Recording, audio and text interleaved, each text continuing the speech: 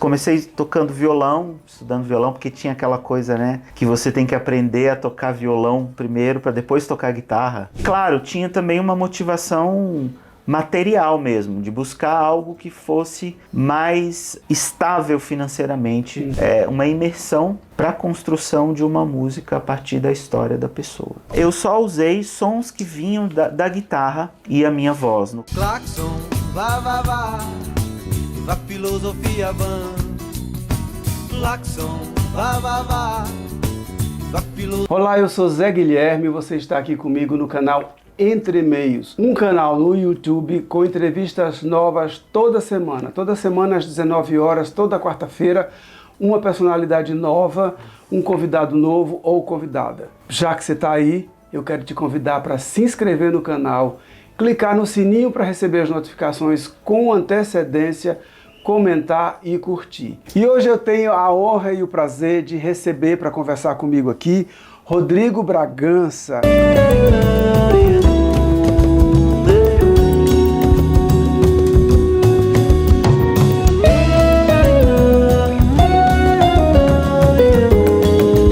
Mineiro de Belo Horizonte, músico, compositor, arranjador, produtor musical, professor e poeta. Isso é só uma parte do currículo desse moço.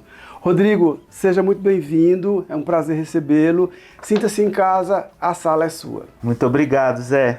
Prazer estar aqui nesse projeto tão bonito que você tem. Parabéns. Obrigado, eu que agradeço aí a tua disponibilidade e a generosidade de vir aqui conversar comigo. Eu geralmente começo a entrevista pedindo para o convidado falar um pouco de quem esse convidado é, de quem é Rodrigo Bragança, origens, família, enfim. Conta um pouco pra gente quem é Rodrigo Bragança. Bem, eu sou nascido em Belo Horizonte, minha família é do interior de Minas, meu pai de Governador Valadares, minha mãe de Coronel Fabriciano. Nasci em Belo Horizonte, morei até os 3 anos e meio, mais ou menos, e aí nós mudamos para Brasília. A minha infância, a minha adolescência foram em Brasília. Eu cresci lá, foi lá que a minha história toda começou com a música, a minha paixão pela música, que é mais uma paixão do que qualquer outra coisa, eu vejo assim. Muito do meu pai, que ouvia muita música, principalmente Beatles. Daí começa essa minha sensibilização com a música. Aí fui estudar, tive professores, comecei tocando violão, estudando violão, porque tinha aquela coisa, né, que você tem que aprender a tocar violão primeiro para depois tocar guitarra, né? Antes tinha isso, né? Hoje já eu acho que é um pouco diferente, né? Mas eu sempre fui apaixonado pela guitarra. Mas aí fiz uns 2 anos de aula de violão. Quase parei porque eu achei muito difícil e um pouco depois eu segui na guitarra e, enfim, tive uma história que começou com o rock, começou com a música pop e depois foi abrindo para a música brasileira, para o jazz, para outros estilos de música, né? Aí tem uma história que em 96 eu venho para São Paulo para fazer faculdade de música, que em Brasília na época não tinha um curso de música popular, né? Que era totalmente o meu universo, né? Tinha lá na UNB, tinha um curso de violão erudito, mas que era outro mundo para mim, não era a minha praia. Então eu estudei na faculdade Santa Marcelina, e aí tive uma história, né? Isso foi em 96, tive toda uma história com essa faculdade, ainda estou na faculdade, que depois da graduação eu fiz o curso de pós-graduação e hoje eu sou professor em 2 cursos de pós-graduação lá, dando 2 disciplinas pontuais no curso de rock, uma pós-graduação em rock e na pós-graduação de canção popular. Certo. Para a gente começar falando do teu percurso mais objetivamente, eu queria que você contasse um pouco, você foi um dos criadores do grupo Mandu Sarará. Queria que você contasse um pouco dessa experiência para depois a gente seguir aí no teu percurso. Tá joia. O Mandu Sarará foi um grupo que inclusive nasceu na época da faculdade. A gente tirando músicas, eu tinha que fazer provas para a banca examinadora, fazer o curso de bacharelado em guitarra e a gente tinha lá um programa para apresentar. E aí foi aí que eu convidei alguns colegas, alguns amigos para me acompanharem nessas provas E daí a gente seguiu tirando música do que a gente, dos artistas que a gente gostava, Keith Jarrett, Pat Metheny, Hermeto Pascoal, Edu Lobo, Egberto Gismonti. Daí nasce o Mandu Sarará, que numa fase posterior começou a compor, a ter suas próprias composições, né? E daí vem o nosso primeiro disco, que tem a participação do Hermeto Pascoal. Esse disco é de 2003, se eu não me engano, ou 2004. Quem não se preparar no domingo, na segunda-feira, só vai dizer besteira.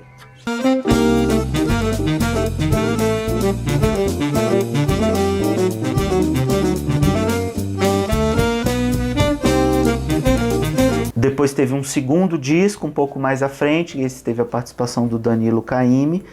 Era um quinteto, né? E agora chegou a vez do Mandu Sarará.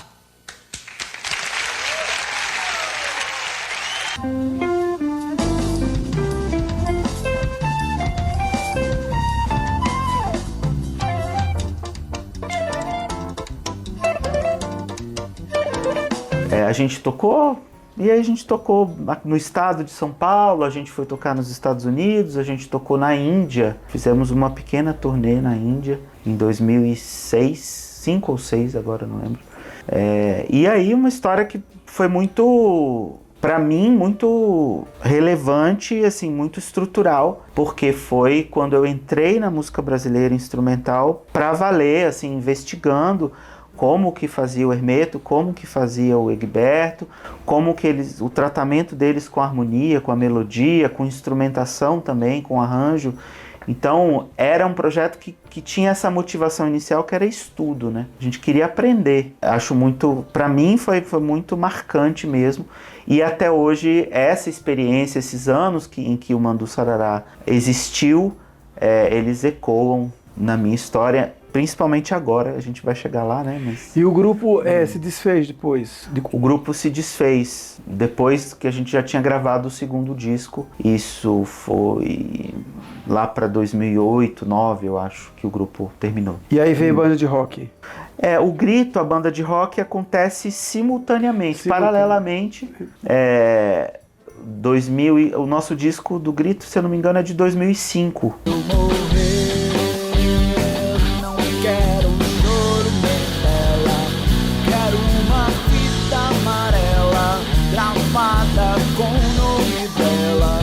Né? Então essa história ela começou um pouco depois do Mandu Sarará, mas aconteceu ali paralela. E continua? Não, o Grito também, um grupo que terminou, né? Ok. Em que momento que você achou interessante a criação da produtora, Argila Produções Musicais? Ela existe já há algum tempo, você permanece com a produtora. Sim. E o que foi que te motivou a criação da produtora?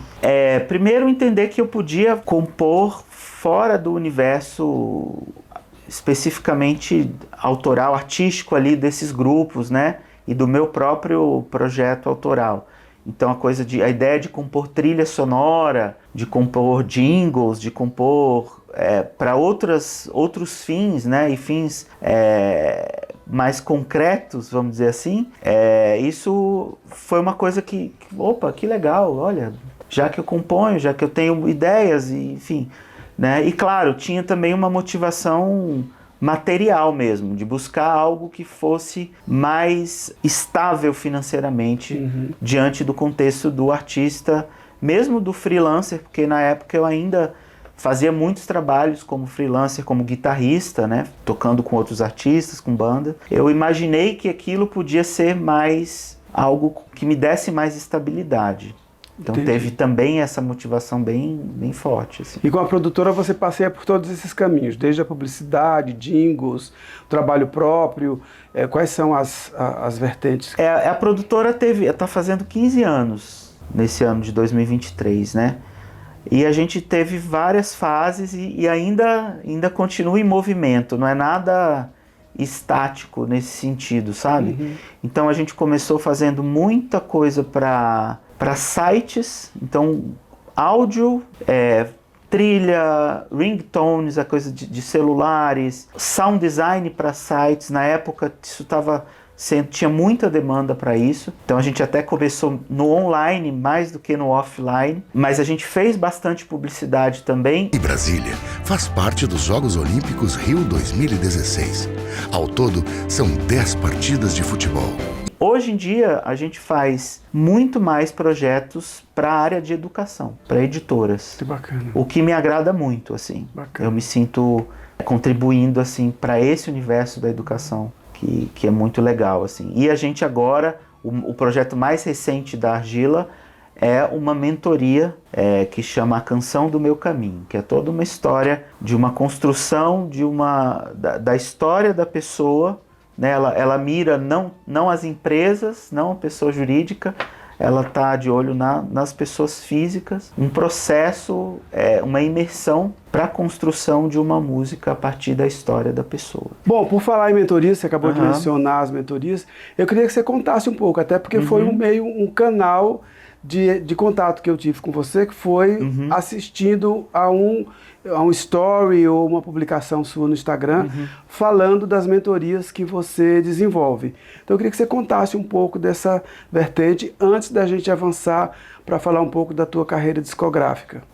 Eu tenho alguns programas de mentoria que tem uma organização e uma configuração que considera uma jornada do artista, um caminho que o artista faz em relação ao seu projeto autoral, em relação à sua criatividade, à composição musical. Então, eu começo com um programa que dá técnicas de composição melódica, harmônica, que traz essas ferramentas, que traz conceitos sobre criatividade.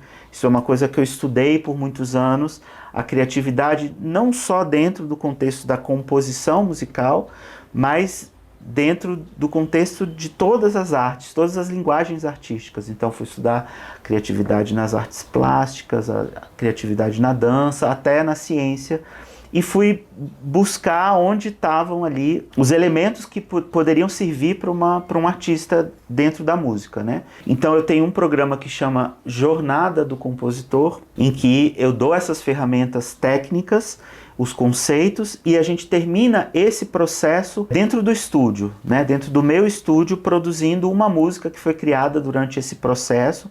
Ele dura ali de 4 a 6 meses, mais ou menos, e a gente culmina materializando aquela criação dentro do estúdio.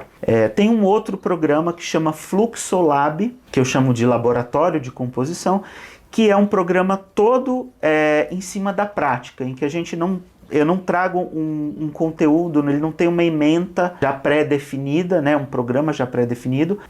A gente conversa em cima das demandas específicas e das criações dos participantes. Então é o Fluxolab. E eu tenho um outro programa que chama Mergulho, que aí é para um artista que já tem um repertório composto ou que está ali na reta final, terminando de compor um repertório, e já tem aquele objetivo específico de gravar um disco, né, ou que seja um EP.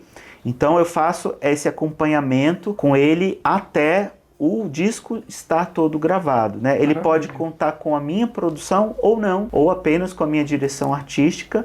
E aí a gente fala de conceito, né, um conceito que pode amarrar todo aquele disco. A gente fala de identidade artística e aí a gente mergulha nisso para buscar o que aquela pessoa tem de assinatura sonora, qual é aquela voz, qual é aquela expressão única da pessoa.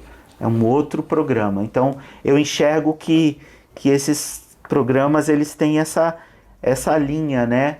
E que eles percorrem ali, dependendo do momento em que o artista está, ele pode entrar em um ou outro programa. Algum programa pode servir para ele. Bacana. Ficou curioso? Aqui embaixo na tela, em algum lugar, vai aparecer o @ do Instagram do Rodrigo e você pode acompanhar por lá as divulgações, as propostas, as mentorias e o próprio trabalho artístico do Rodrigo, que acabou de lançar um disco que a gente vai já falar sobre ele. Vamos aproveitar agora e contar um pouco da tua carreira discográfica de uma forma geral, para que a gente possa depois entrar especificamente no disco mais recente, né?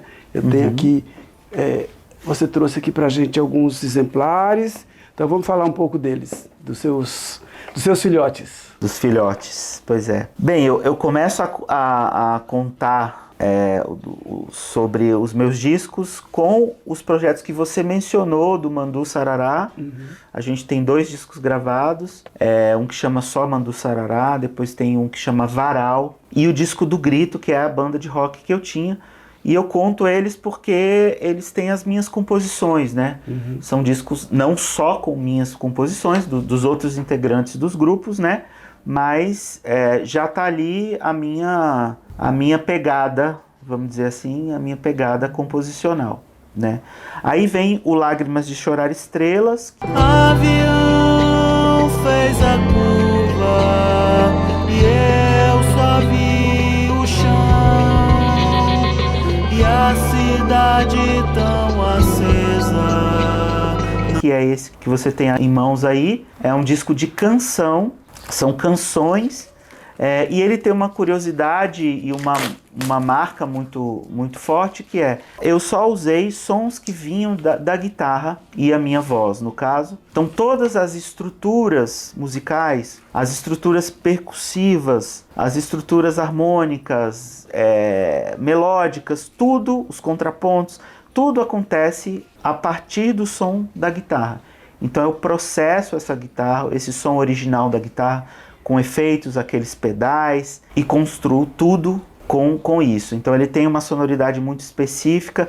Eu me coloquei esse desafio criativo, que era, como que eu faço esses arranjos ficarem interessantes dessa forma, né? Então esse é o Lágrimas de Chorar Estrelas. Esse segundo aí que você tem, foi o que veio depois? É o Solo para um Homem Só, que aí ele já tem uma história totalmente diferente, porque ele nasce de um livro de poemas que eu tenho, que eu lancei, que chama Solo para um Homem Só, poemas sobre a solidão. Desse livro de poemas surgiu uma performance com uma bailarina, que é a Priscila Torres. A minha mãe, peço a chave do útero para que eu possa entrar e fechar os olhos. Preciso perder o mundo. A proposta inicial era criar improvisações a partir dos poemas, improvisações de dança e de música. A partir dessa vivência, dessa proposta, a gente acabou criando um espetáculo que tinha partes improvisadas, mas tinha partes marcadas, né? Então eu acabei compondo também peças, temas instrumentais para esse espetáculo. E depois disso eu resolvo fazer um registro de tudo, né? Dessas trilhas que compunham o espetáculo. Então esse é o Solo para um Homem Só. Esse é o Solo para um Homem Só.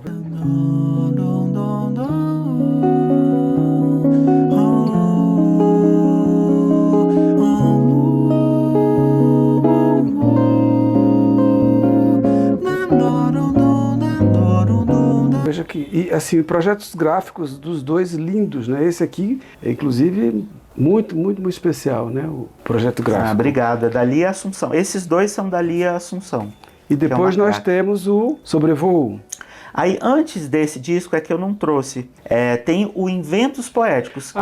Inclusive eu vi alguma coisa no YouTube do seu projeto, desse projeto. Sim, sim. O Inventos Poéticos é um projeto que começou em 2018 com a proposta de convidar artistas para interações criativas. E não só artistas da música, não só compositores de canção, compositores de música instrumental, mas também poetas, bailarinos. Tem um episódio que tem inclusive um ilustrador, tem o pessoal das artes visuais também, o pessoal de vídeo. Então o Inventos começa assim, com vídeos feitos na sala da minha casa, registrando essas interações criativas e também com conversas, bate-papo sobre criatividade, sobre filosofia de vida, enfim, sobre a arte de maneira geral. Minha solidão encontrou a lua.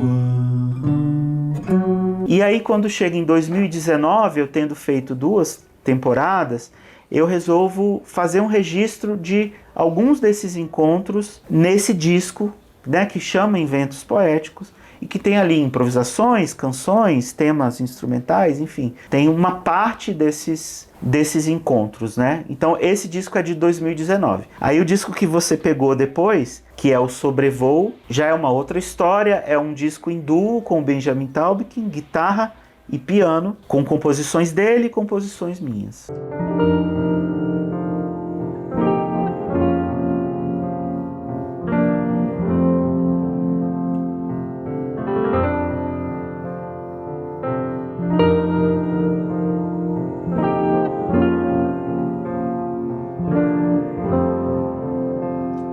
Antes da gente entrar em mais detalhes sobre o Lagos Flutuantes, que é o disco mais recente, eu tive observando que você participou de alguns projetos, né? Projeto Caminhos Poéticos da Canção, que você dirigiu, também alguns projetos com participação do Taubkin, do Ari Colares e outros. São projetos que você desenvolveu junto ao Sesc, é isso? Ou esses projetos do Sesc são outros? Não, são outros.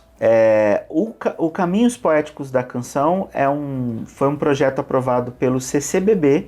Centro Cultural Banco do Brasil. Isso, e foi realizado no CCBB de Brasília e no CCBB do Rio, e que propunha investigar a relação da canção popular brasileira com poesia, e a letra com a canção, letra e música, música e poesia, todas essas relações possíveis. Um projeto que teve mesas redondas, palestras e shows dentro desse tema. Tá.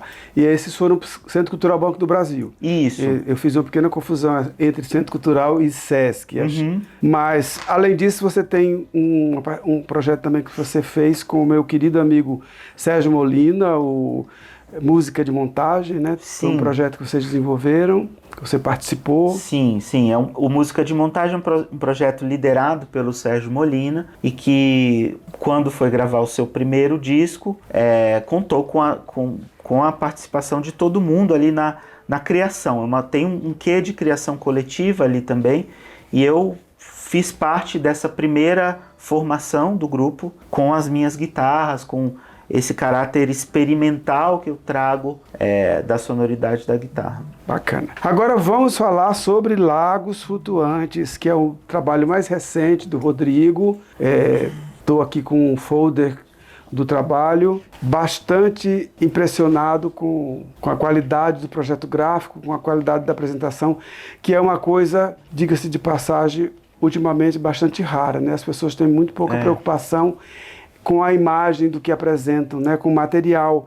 Isso aqui é tão bom a gente receber e ter esse conjunto de informações que aguça a curiosidade de aprofundar ouvindo o trabalho e conhecendo um pouco mais.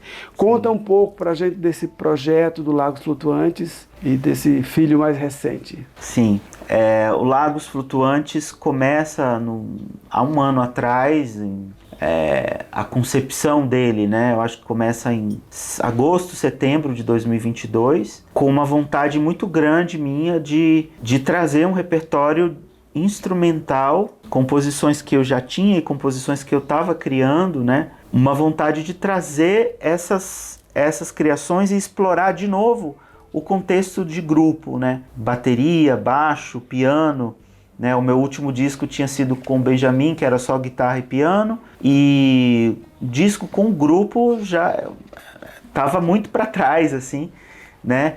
E muita coisa aconteceu no sentido das minhas pesquisas com a sonoridade da guitarra, a estética do glitch, que é uma coisa da música eletrônica, né? Que eu procurei trazer para o meu universo, já que essa minha busca é muito de buscar novas sonoridades para a guitarra, que isso vem, como eu falei, né, do Lágrimas de Chorar Estrelas, lá em 2008, já tinha essa minha busca, e isso foi só se amplificando ao longo dos anos, né, com o próprio Música de Montagem que você mencionou, enfim, praticamente em tudo que eu fiz a partir dali, tinha essa minha curiosidade, esse meu espírito de investigativo, eu acho, assim, de olha, tem esse som aqui, olha, tem esse barulhinho que eu posso fazer, olha, esse pedal, quando eu ponho esse botão aqui, tem esse som. E como que eu posso fazer arte com isso? Como que eu posso fazer música? Como que isso pode não ser só uma coisa científica, de uma pesquisa ali nesse sentido, e isso, como que isso pode estar dentro de um contexto estético, né? Como que isso pode estar dentro de um projeto conceitual mais forte, como que isso pode dar força aos recados que a minha música quer dar, né? Seja ela música, seja ela canção com letra, seja ela dentro desse contexto instrumental, eu estou sempre pensando como os elementos podem potencializar essa mensagem, vamos dizer assim. Então, no Lagos Flutuantes, eu busco muito isso, assim, eu busco uma sonoridade que não é convencional, muitas vezes dentro de um contexto, né, o contexto da música instrumental brasileira. Então, tenho samba, eu tenho maracatu aí dentro, tenho jongo.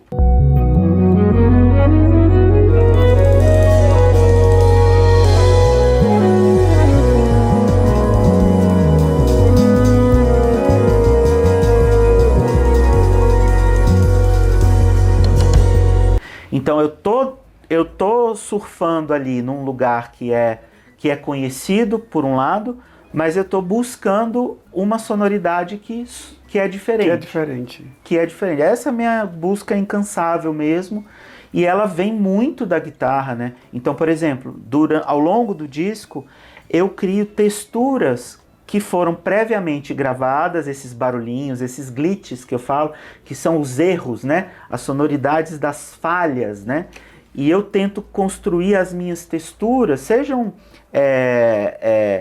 camadas rítmicas, loops rítmicos, sejam texturas que estão compondo ali uma cama, um pad, uma textura harmônica. Eu tô ali trazendo essas sonoridades e tentando construir ali uma sonoridade diferente, né? Então, isso tá ao longo de todo o disco, né? São 10 canções, né? O disco, e são todas de sua autoria. Todas são minhas. E muitíssimo bem acompanhado por Priscila Brigante, Flávio Silva, André Vasconcelos e Ricardo Hertz. Muito bem acompanhado, né? Graças a Deus. Deve ser uma delícia trabalhar com essa gente. Graças a Deus. O Hertz, ele faz a participação em uma música, no Maracadrumba, que é a segunda faixa do disco. Os outros 3 tocam comigo A Priscila toca em quase o disco todo. Tem umas 2 faixas que tem só guitarra ou violão. E André e Flávio tocam em 5 ou 6 faixas. Legal, muito bacana. Projeto gráfico, fotografia, tudo muito, muito bem cuidado, tudo muito primoroso. E aqui no folder você traz toda a tua discografia, né? Bem interessante, desde Mandu Sarará até o Lagos Flutuantes. Sim, né? sim, conta uma história aí dos discos, né? É um folder muito, muito, muito, muito bom de ver, de ter em mãos. Obrigado, eu vou aproveitar para falar quem fez, que é a Tereza Maita, que é uma craque. Ela também concebe capas, né, e os projetos gráficos de discos. E as fotos são da Melissa Guimarães. Maravilhoso. O projeto todo está muito bonito, muito bacana. Rodrigo, eu queria que você comentasse mais alguma coisa que a gente não tenha abordado, alguma coisa que a gente tenha deixado passar ou que eu não tenha levantado, que você acha importante mencionar sobre o teu percurso, sobre a tua carreira. Fique à vontade. Tem uma coisa curiosa que até faz um link com as mentorias e com um assunto que eu gosto de trazer, assim, ligado à criatividade, que é assim, quando a gente coloca uma limitação, alguma restrição, seja uma restrição de data, fala, eu vou fazer esse disco em tanto tempo, ou vou compor essa música e ela tem que durar 2 minutos, ou eu vou compor uma música apenas com acordes maiores, por exemplo, ou apenas usando proparoxítonas. Quando a gente cria algum tipo de limitação, de restrição, a princípio pode parecer que a gente vai limitar a nossa criação, a nossa criatividade, mas o que isso faz é o contrário, tem um efeito contrário, que é estimular, potencializar o que a gente está criando e potencializar um processo. Então, eu lembrei que quando chegou em outubro de 2022, eu falei, eu tava assim, né, com essa ideia do disco e tudo, mas eu sozinho, me produzindo, tendo que me motivar, às vezes a gente dá umas, né, são altos e baixos, tem dia que você acorda super animado, tem dia que você acorda achando que, né, que nada vai acontecer, que você não vai fazer nada. Então eu me estimulei nesse sentido, ligando lá pro Mosca, pro Ricardo Mosca, que foi quem mixou o disco, né? Mosca, como é que tá o dia 13 de fevereiro para você? Eu dei um chute, assim, claro, eu fiz uma conta mais ou menos do tempo que eu precisava, né, para fazer as coisas, terminar o arranjo de uma música, terminar uma música, gravar com cada um e tudo. Fiz essa conta meio aproximada, liguei pro moço e falei, 13 de fevereiro, você tem? Tenho. Então tá, marca aí, é a mixagem do meu disco. Não tava gravado. Não tava, as pessoas não tinham gravado, tava assim, tava no projeto, né? Isso devia ser outubro, né? E aí, essa data foi o meu guia. Essa data me motivou, me fez organizar o meu tempo, organizar o meu dia a dia e as minhas ações e dar prioridade para isso em relação a outros projetos que eram menos importantes para mim. Enfim, organizou toda a minha vida, toda a minha história, para que eu chegasse no dia 13 de fevereiro com tudo pronto para ele, né? Então, assim, eu gosto de falar muito disso para os meus alunos, para as pessoas que estão em volta, porque às vezes a gente corre esse risco de se frustrar, de não realizar alguma coisa, porque a gente não tem esse tipo de percepção e de sacada mesmo, de recurso, né? Então, o Lagos Flutuantes, ele nasce, claro, da minha vontade imensa de colocar as minhas criações no mundo, e isso é algo que é muito importante para mim, por isso que tem aí, né? Tem 12 discos aí só dos autorais, fora outras coisas, outros projetos, né? Isso realmente é muito importante. Eu preciso ver as coisas saindo daqui de dentro e indo para o mundo e compartilhar isso com as pessoas, né? Acho que isso é uma boa reflexão, assim, é uma dica também para quem está assistindo e uma coisa curiosa em relação ao disco. Então, você que é muito curioso, acompanha o Rodrigo nas redes sociais, no YouTube, e não só vai assistir ao show lá pelas redes sociais, é possível saber a agenda, vai lá para conhecer esse trabalho tão bacana do Rodrigo. Rodrigo, foi um prazer enorme te receber aqui.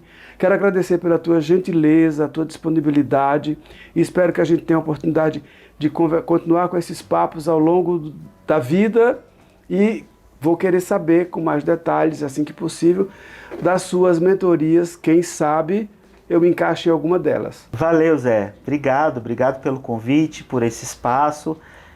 Parabéns pelo projeto, uma alegria estar aqui com você e vamos continuar a conversa sim. Vamos sim. Fizemos uma amizade, né, por causa disso aqui e você vai ser muito bem-vindo na mentoria. Obrigado. Brevemente estaremos falando sobre o assunto. Maravilha. Essa foi mais uma entrevista do canal Entre Meios. Toda quarta-feira, às 19 horas, uma entrevista nova com uma personalidade nova. E já que você está aí, eu quero reforçar o convite.